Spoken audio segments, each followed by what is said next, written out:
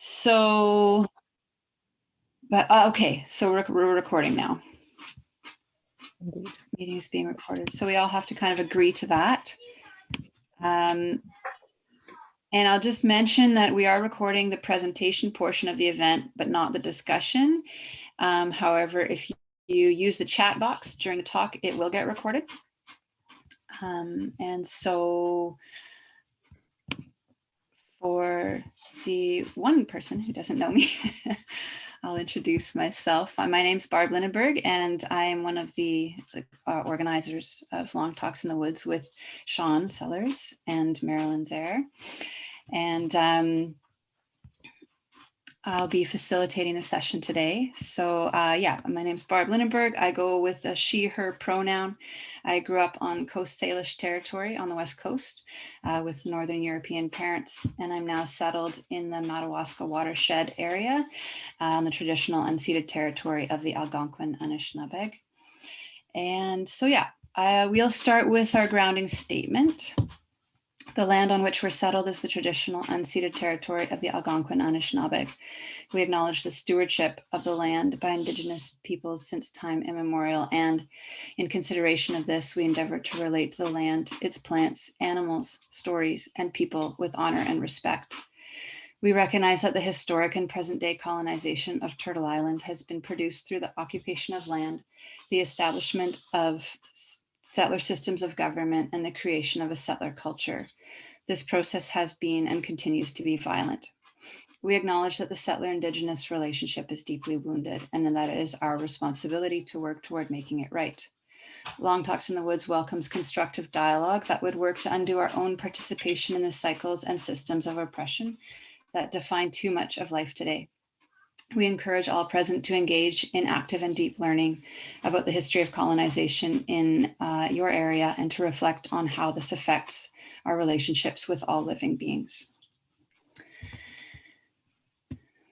Long Talks also would like to acknowledge the context of the human condition at the moment, because we are collectively living on a planet that is in crisis and can no longer support life in the ways that we have known. The stress and trauma this brings to individuals and groups is immense, and it's real and it's pervasive. And so we're meeting in a time of great anxiety. And to just put that forward so we know we're together in a time of great anxiety. And thanks for coming to Long Talks in the Woods. So this is our 11th event. And Long Talks in the Woods is a speaker and discussion series. It aims to be a generative hive, a place for learning, a place for enskillment, a place where people can come to understand current issues in new ways and consider how they would like to engage. And so it's a capacity building space for change makers. And today what we have planned is that Sean will introduce herself and offer us a presentation regarding affordable housing, the essential economy, and world building. And then we'll open the floor for questions and comments, and we may have some questions and comments for the group as well. We'll take a break somewhere in there, have a closing discussion, and then close before noon. So shall I pass it over to Sean? Sounds great. Thank you, Barb.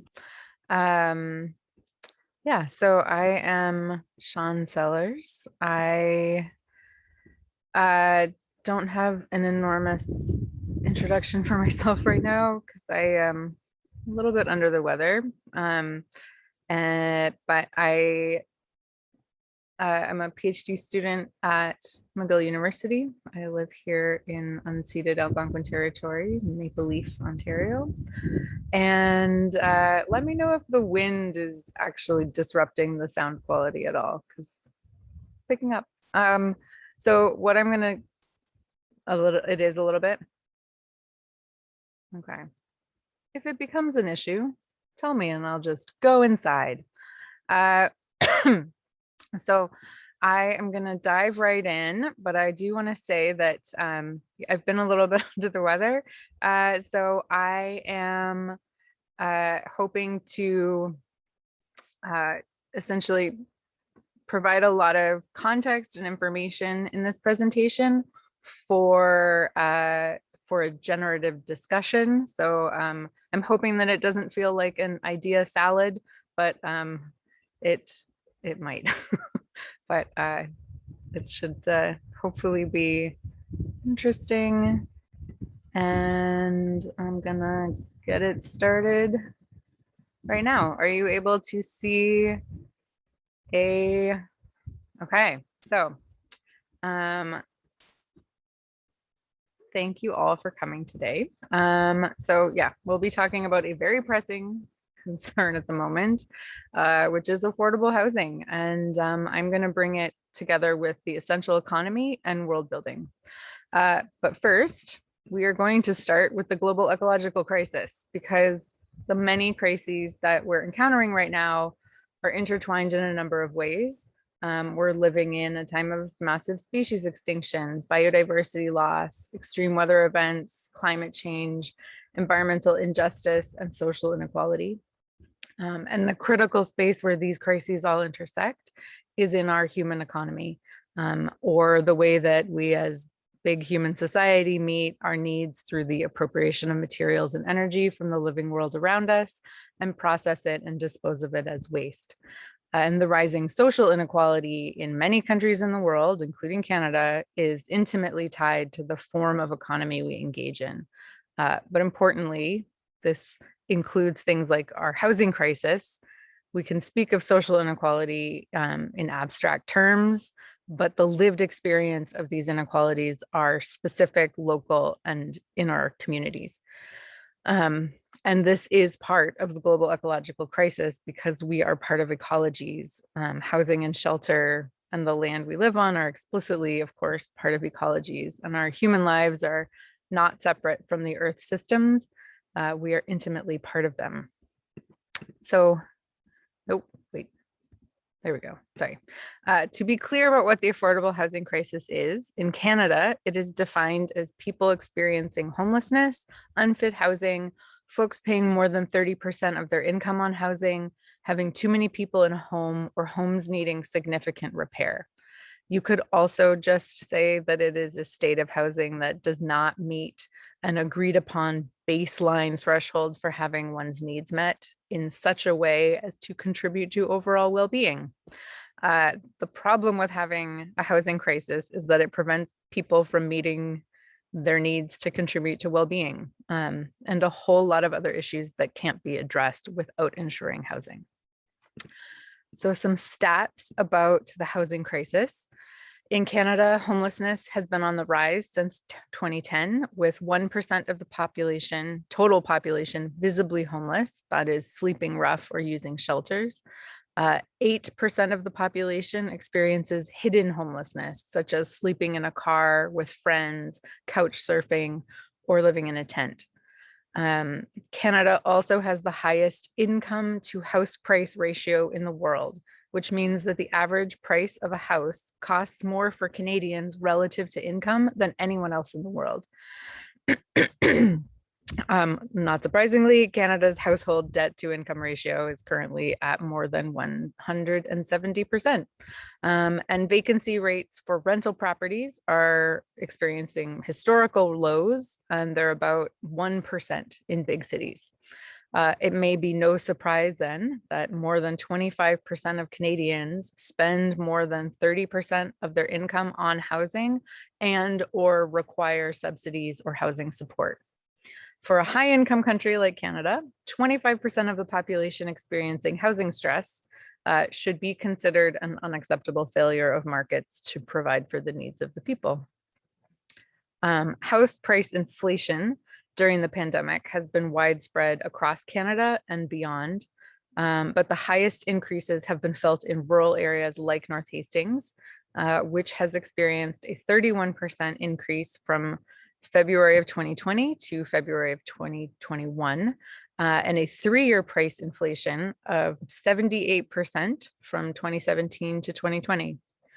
Compared to Canada more broadly, North Hastings is experiencing higher than national average rates of homelessness, both visible and hidden. A housing report from 2019 showed that about 1/6 of all county households have insufficient housing, And this percentage is thought to be much higher in North Hastings because of higher average rents combined with lower average incomes. And that's as of the 2016 census. It'll be interesting to see what happens with the results of the new census when they come out. But as of 2016, the average median income of North Hastings was below the provincial poverty line. Homelessness in Bancroft is estimated to currently be 2% of the population, and it disproportionately affects Indigenous folks who account for 50% of homeless folks while constituting only 32% of the population. And so that's a lot of statistics, but the lived effects of these statistics are felt as stress, suffering, and grief, as abuse, suicide, and overdose deaths are on the rise while friends, family, and members of our community wait for suitable housing. So just briefly, I'm going to talk about what causes house price inflation. So house price inflation occurs when the sale prices of houses increase without corresponding changes to the quality or characteristics of the houses themselves. There are many potential causes of house price inflation, but unless house price increases happen with distributed increases in income, the effect of house price inflation means that consumer ability to purchase housing goes down. So if $130,000 last year could buy you a house, but maybe it can't buy you a house at all this year, that is house price inflation. Same amount of money, less purchasing power. Or the effect is that. So there is no one single reason that there is an affordable housing crisis. It's been in the news a lot. You'll hear different reporting claiming that it is foreign investors causing the shortage and causing a housing shortage and thus price inflation. You'll see a report that it is private investment firms purchasing residential units so that they can package the guaranteed income from rent as a tradable and speculative financial product. Then you'll see that it is short-term rentals, pardon me, or Airbnb, or it's people that own second homes that cause all the problems. I've even seen articles saying that it's immigrants who are causing the housing shortage because most of Canada's population growth comes from immigration. This is a very racist and dog whistly framing of the problem. It is also inaccurate. But all of these so-called causes seem like they make sense in some way, aside from the immigration one, with thinking about supply of housing as the issue, because we understand why these things contribute to a weird real estate market. But then you'll see a report that says, well, no, it's not the foreign investors, or no, it's not Airbnb, because they frame it in such a way that if it isn't that single thing that's causing all of the problems, then that's not to blame.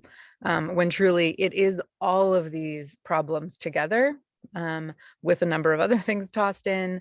And what they all have in common is that they are ways in which housing is treated fundamentally as a commodity, as a market, as though it's something that we can treat as if our homes are the same as a cup of coffee or a bushel of corn. It is not, because unlike coffee, despite some people's assertion to the contrary, we can still achieve well-being without coffee or without corn, but without housing or suitable shelter, we can't necessarily survive.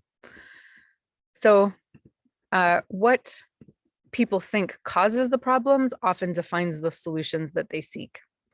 And in the housing crises that we have around the world, the typical response is that, oh, there's a shortage of affordable housing, we should just build more houses. It is typical for politicians to say that the way that they're addressing it is through the fast tracking of all kinds of houses to flood the market and thus make all the other prices go down. That they don't actually even have to build affordable housing. They just need to increase the total supply. On paper, according to market theory, that should work, that should have an effect. However, one of the problems that we run into with housing demand and supply not performing according to market logic is that when more housing is added to markets, the prices for housing don't go down as it should. or as would be expected. Even since the 1950s, economists have known that housing demand is also defined by income fluctuations, not changes in supply or price. But we'll get into that a little bit more later. Most organizations and governments paying attention to the lived experience of social inequalities like poverty, poor mental and physical health have taken a housing first approach, seeing that housing is the fundamental aspect of making our societies more just. It is hard to address other improvements to well-being without having secure housing. Yet, even though housing is acknowledged as essential, it is still often treated as a commodity within a housing market. And making the connection between saying, okay, well, if it's essential and it can't be distributed efficiently with markets, it probably shouldn't always be treated as a commodity.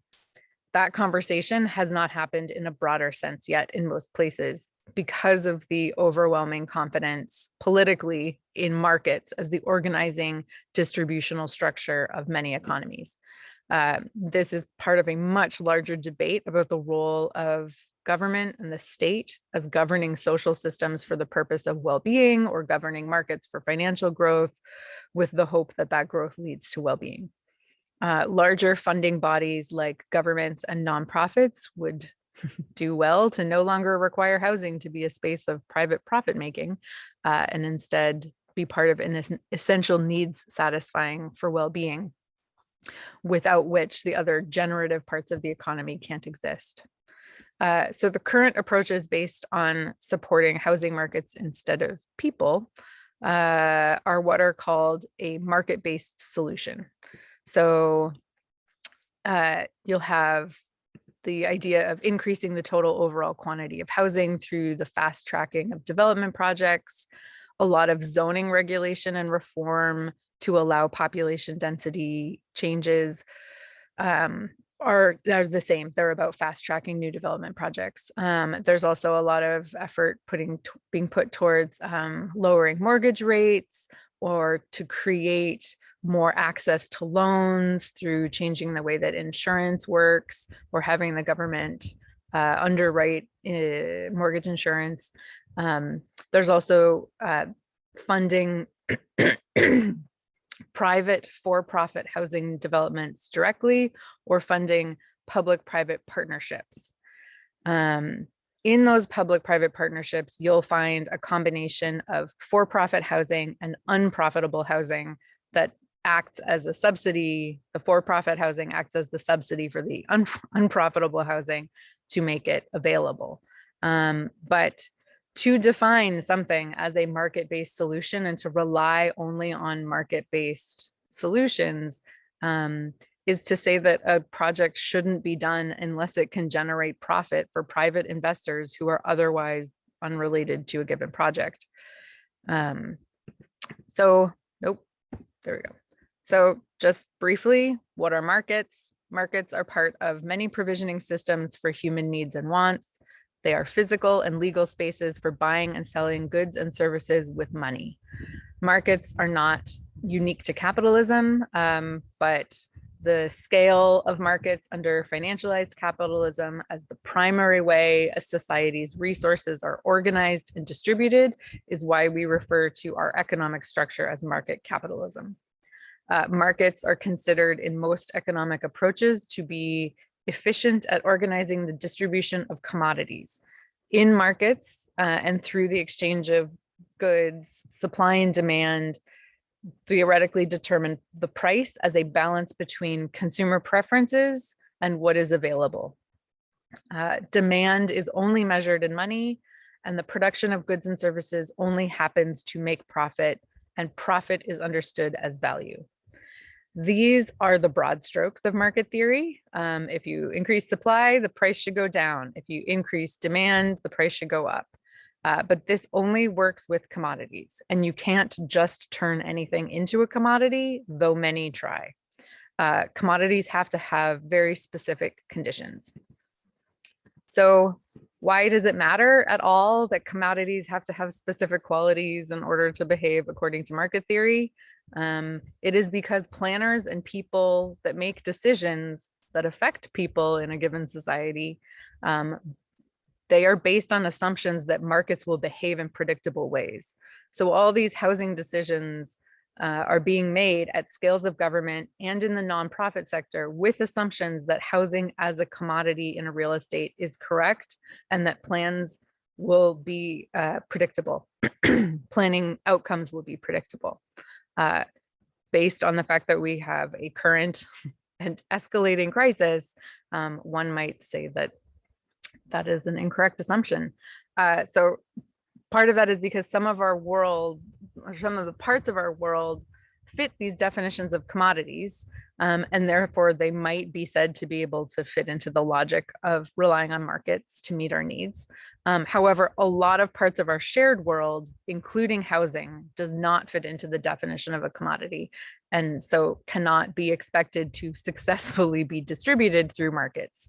It has long been understood that land is what is known as a false commodity, because even though it is legally treated as a commodity and traded in real estate markets, land is not produced by people at all, except for some very tiny islands somewhere. But that's sort of the exception that proves the rule. But housing itself does fulfill some aspects of being a commodity in that some developers do produce it for profit in markets. But in addition to being an essential needs satisfier, housing does not respond to supply and demand in markets in ways that reflect this sort of traditional theorizing. In theory, when more supply is added to a market, the price should drop. This is the theory that many levels of government rely on when addressing the affordable housing crisis through the fast tracking of building more housing, affordable or not. This, however, does not happen in most housing markets when additional supply is added. Housing demand does not respond to price, and changes in housing demand reflect changes in income levels more than house prices or interest rates. This is because the actual need for housing is not the same as demand. In the housing sector, need has an inverse relationship with how markets understand demand as money only. So not only do housing prices not reflect changes in supply, but demand also does not react to prices. And true human need that is crucial to well-being is invisible when demand for housing is measured in money only. Under market conditions, the value of someone's well-being is determined entirely by their ability to pay existing prices. So critically, market theory is also based on consent as an ability to freely choose how we meet our needs and wants. When consumers purchase a commodity, they are thought to be expressing a preference for that commodity. However, for essential needs satisfiers like housing, there can be no preference for not having housing. There can be no preference for not eating enough food or drinking enough water to survive. And market theory is a real problem because even mainstream economists understand that governments paying for free housing is less expensive than governments paying the costs of homelessness in society that are already paid today, to say nothing of the indirect benefits to everyone in a community if everyone's essential needs would be met. So there's an economic argument for just paying for housing, but the barriers are the theory. I mean, there's also probably some more complexity to it. I'm simplifying it, but it is an ideological issue. It is the theory and how that theory determines the policy choices that are available. Because what we think the role of government is and how it should interact with markets is one of the most fundamental policy tensions. How big should markets be? Is it the job of the government to define what belongs in a market and what doesn't? It already does that in a number of cases. Or is it the job of the government to expand markets as the primary means of distributing resources? I also just want to throw out a small thought that I keep running into, which is the discussion of rights. I often find, I'm sure you have as well, people talking about how housing is a human right or water is a human right. What I would suggest is that when we are talking about rights, we are trying to draw a boundary around some aspect of our world to prevent markets from being the main form of the distribution of that thing. So when we say housing is a human right, what we're doing is asking for our governing bodies to prevent the total expansion of markets into that realm, because that thing is not a commodity. And the choice to distribute that thing based only on one's access to money will inevitably lead to some folks being denied that thing. And this isn't a problem if we're talking about luxury vehicles, because who cares? But it is a problem if it means you can no longer survive. So we arrive at the idea of an essential economy that includes all the non-negotiable aspects of our society. The essential economy is here on the left, or what a number of folks have identified as the essential economy. There might be some debate about it, but what it is public transportation, communication services, water, housing, healthcare, care homes, schools, and retail banking. As you might note, these are all the sectors where there's debate and fight over privatization versus keeping these as public services. This is a fight about whether markets should be responsible for how these parts of society get distributed to people. And again, markets are only producing goods and services for private third-party profit. We could do an entire session on the essential economy, but I just want to focus in on what we might do if we say, yes, okay, this is sensible. Let's say housing must be defined as essential. Where do we go from there? So first we look at provisioning systems. A systems approach to the economy allows for understanding the relationships and the interconnectedness of human practices that are grounded in broader ecologies. A system, very briefly, is defined as a group of interrelated parts that have individual roles and relationships to other parts that contribute to a distinct whole. Whether this is like the parts of a car that are assembled to create a car, or it is the forests and waterways and beings that contribute to the complex system that is the York River watershed. Provisioning systems, you'll see in the center, are both physical and social systems, such as infrastructure, technology, markets, institutions.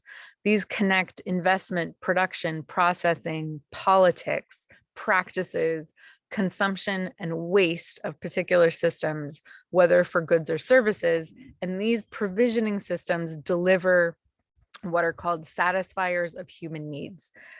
Taking this perspective of economies can help us imagine how we might meet our needs in alternative ways that have serious justice and ecological impacts.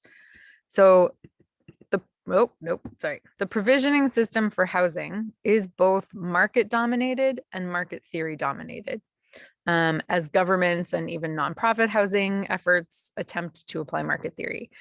So like charity, public grants, public-private partnerships regularly produce what is called non-market housing, but it is still part of a mostly for-profit provisioning system if you look at the broader provisioning system. As the non-market housing is often still a site for-profit social or private investment, and is often part of progressive zoning reforms that use profit from market rate rentals to subsidize lower rate affordable rentals. These are called non-market solutions because they are not available for absolutely anyone who's looking to buy or rent, because you have to qualify as low income to access them. But every other part of the provisioning system mirrors the market through the institutions, the funding bodies, the administrative norms, and the financing that are part of the provisioning system, dominated by market logics of profit seeking, debt servicing, and competing with all other capital for investment. So it should be said that these private or these nonprofit or public and private projects still produce housing, and that is really important and required. This whole system analysis is meant merely to clarify that those solutions don't transform provisioning systems or bring housing out of markets, or they don't decommodify housing. And much of the market capture of the housing provisioning system as it's attached to a number of different nonprofit housing initiatives comes in the form of finance and the conditions that are attached to the funding that require non-market housing solutions to mimic market behavior. So who gets to decide about production and consumption in a market is defined by who has money to pay for housing on the consumption end, and who has money to invest in the production end. So as long as the housing provisioning system is dominated by market theory, the people who don't have money don't get to participate in saying what this provisioning system for housing should look like. And they don't have a socially recognized right to well-being. So bringing participatory decision-making and economic democracy into the housing provisioning system requires the transforming of the finance of housing. So one of the potentially transformative approaches is to define an essential provisioning system is through land and housing trusts. So land trusts are legal structures which remove land from the real estate market in perpetuity. Land trusts define the relationship between humans, land, and other humans differently from private property, which is an agreement of rights between humans about land or objects. Community land trusts or a housing trust are tied to land trusts, and it removes land from real estate markets and redefines the relationships of people to land through the responsibilities to the community into the future. So a housing trust is a specific form of home ownership on a land trust in which you don't own the land upon which your house sits, but the ownership of the house can be transferred with limits to financial gains. So houses are typically owner occupied in most community land trusts, but that's not the only design that exists. And they cannot be a site of profit seeking, such as individual renting, but there certainly are like cooperative property management organizations or individual co-ops that exist on community land trusts. They are often called a non-market third sector of affordable housing, as opposed to government produced or private for-profit housing developments. And they have been part of permanent solutions to affordable housing since the mid 1980s in Canada, though they have their roots in the United States further back in history in the civil rights movement. In Canada, they're almost exclusively urban, though in the US, there's a variety of rural, urban, and semi-urban. So community land trusts and housing trusts, which have goals of permanent affordability, they do that by holding on to the value of subsidies or grants through agreements with homeowners that limit equity gain on house sales. So the prices are kept low always, essentially. However, most of the financing of those corresponding mortgages still come through like traditional pathways of private banks, which is still part of larger securities trading and speculation. So while CLTs have removed land from markets, the housing on those lands is still quite financialized and connected to market forces.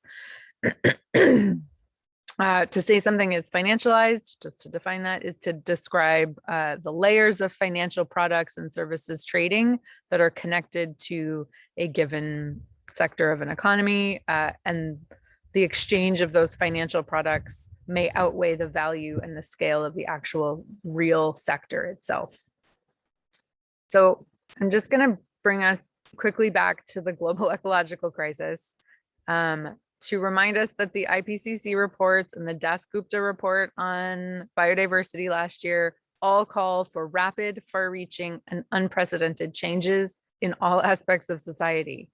They tell us that consumption and production patterns need to be fundamentally restructured because as they are today, there are no countries in the world managing an economy capable of meeting the well-being needs of the population within safe ecological thresholds. So I'm also going to remind us about this slide from last year about sustainability, which is the meeting of the needs of the present without compromising the ability of future generations to meet their own needs. And that this is the motivation for change that a lot of us connect with. A key aspect of sustainability is the meeting of needs. And a lot of needs go unmet because of social and political structuring of our societies. Living in a place which tolerates homelessness or hunger or racism, this means that it is considered acceptable for some people's needs to not be met. There is no form of strong sustainability that includes an asterisk saying it is only some people's needs that need to matter and need to be met. So the social inequality dimension of unsustainable activities is often lost in conversations about sustainability that revolve around science or a very constrained biophysical understanding of ecologies. So I can't overstate the importance of sustainability being grounded in social, political, and justice perspectives. And a key feature of strong sustainability, of transformative sustainability, is that assuring ecological futurity requires setting boundaries on markets and the expansion of markets as the sole means of managing human and resource relations. In a strong sustainability position, the public deliberations and decision-making include science, but also include other forms of knowledge, and the decisions are, by definition, participatory.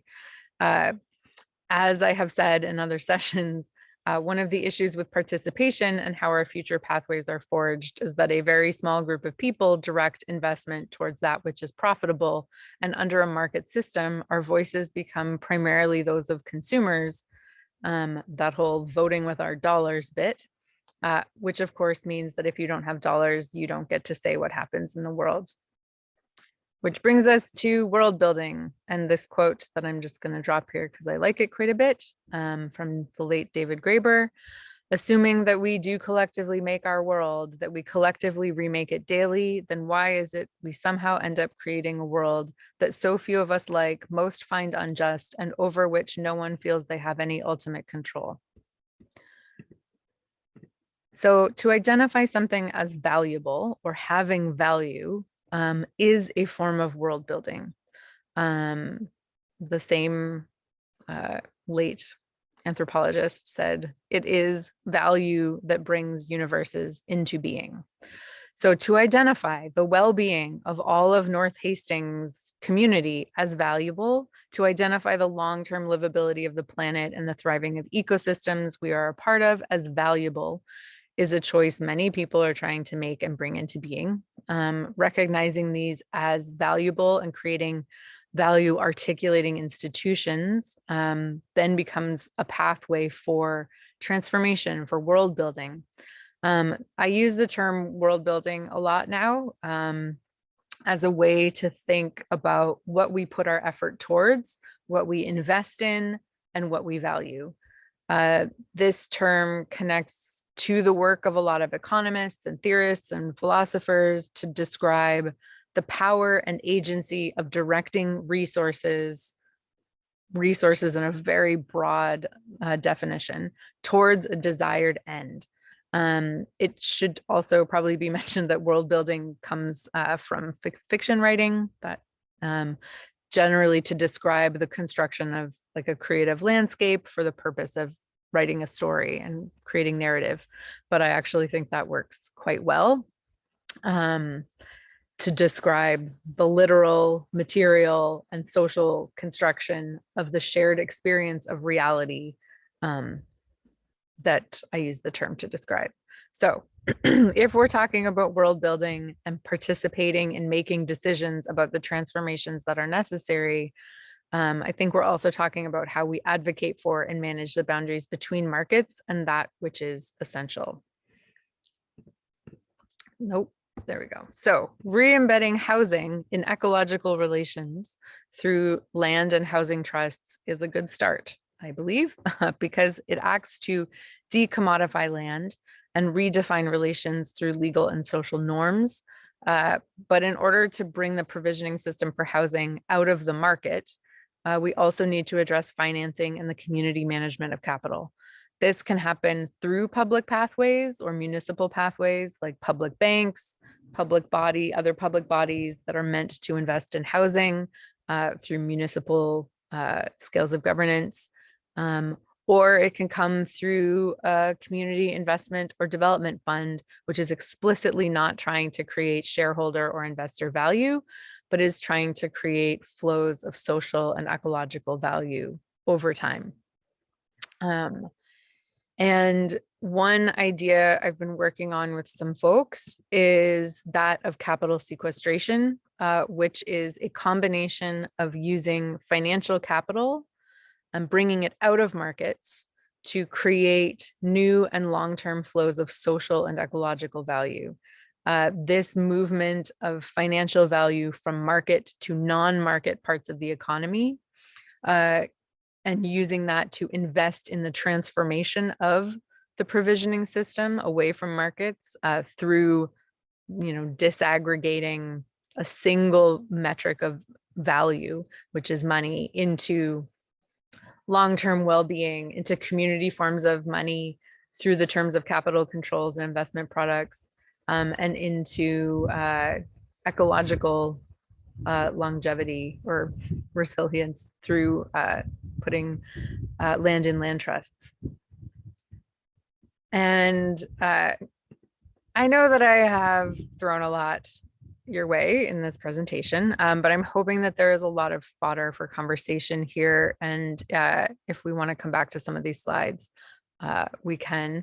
But basically, I'm really interested to see how we might envision affordable housing as part of world building. And so in summary,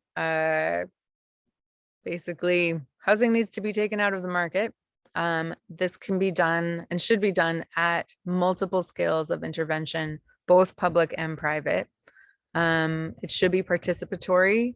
Housing should be understood as essential, as it already is in in policy through the Housing First initiative or approach, but it must be also understood that way in economic terms and taken out of markets. Our crisis is both urgent and longstanding, and we must include transformation of the housing provisioning system as part of long-term sustainability planning.